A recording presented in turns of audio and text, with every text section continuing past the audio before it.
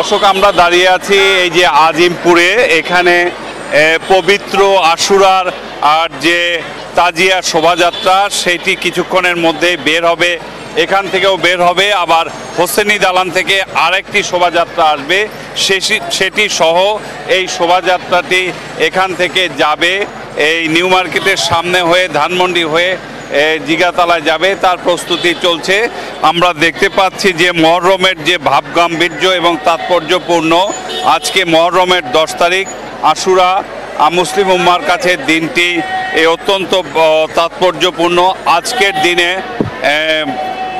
বিশ্ব নবী হজরত মোহাম্মদ সাল্লাল্লাহু আলাইহি সাল্লাম সহ বহু নবী রাসূলের দোয়া কবুল হয়েছিল, এই জন্য দিনটি তাৎপর্যপূর্ণ। এছাড়া আরও উল্লেখযোগ্য হচ্ছে বিশ্বনবী হজরত মোহাম্মদ সাল্লাল্লাহু আলাইহি সাল্লামের ওফাতেরও 61 বছর ওর পরে তার প্রাণপ্রিয় দৌহিত্র ও এই আজকের এই দিনে কারবালার প্রান্তরে ইয়াজিদ বাহিনীর বিরুদ্ধে মানে সত্য ন্যায় প্রতিষ্ঠার জন্য সংগ্রাম করেছিলেন। সেই জন্য মুসলিম উম্মার কাছে দিনটি অনেক তাৎপর্যপূর্ণ।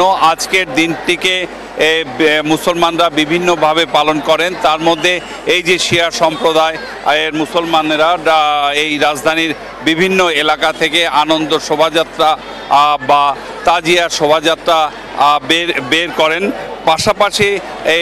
পাশাপাশি ধর্মপ্রাণ মুসলমানরা আজকে নফল ইবাদত পালন করেন, কেউ রোজা রাখেন, বাড়িতে কোরআন তেলাওয়াত এবং বিভিন্ন জিকির আজগরের মধ্য দিয়ে আজকের দিনটি পালন করেন। আমরা দাঁড়িয়ে আছি আজিমপুরে, কিছুক্ষণের মধ্যে এখান থেকে তাজিয়া শোভাযাত্রা বের হবে, সেটির জন্য আমরা অপেক্ষা করছি। সামির, চকর, আপনাকে ধন্যবাদ আমাদের সঙ্গে যুক্ত হয়ে তথ্যগুলো জানিয়ে দেওয়ার জন্য। এখন জন্ম সনদ দিয়ে খোলো বিকাশ স্টুডেন্ট অ্যাকাউন্ট। নিজের বিকাশ নিজে কর।